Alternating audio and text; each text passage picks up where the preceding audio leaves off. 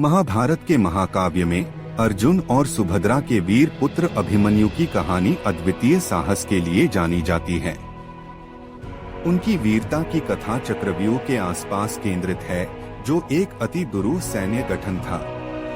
कुरुक्षेत्र युद्ध के 13वें दिन कौरवों ने पांडवों को फंसाने और नष्ट करने के लिए चक्रव्यूह का गठन किया।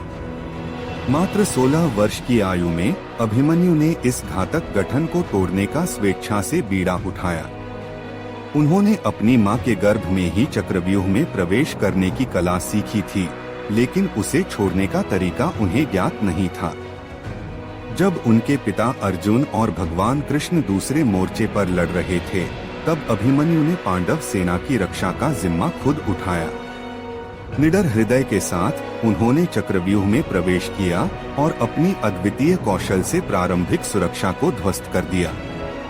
उन्होंने अद्वितीय वीरता और युद्ध कौशल का प्रदर्शन करते हुए बहादुरी से लड़ाई लड़ी। कौरव योद्धा उनकी दृढ़ता और शक्ति से आश्चर्यचकित हो गए।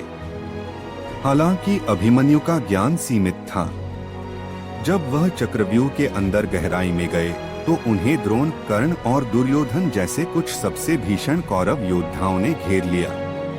संख्या में कम और अलग-थलग होने के बावजूद उन्होंने दृढ़ संकल्प के साथ लड़ाई जारी रखी, महत्वपूर्ण नुकसान पहुंचाया और अपनी जमीन को अडिग रूप से बनाए रखा।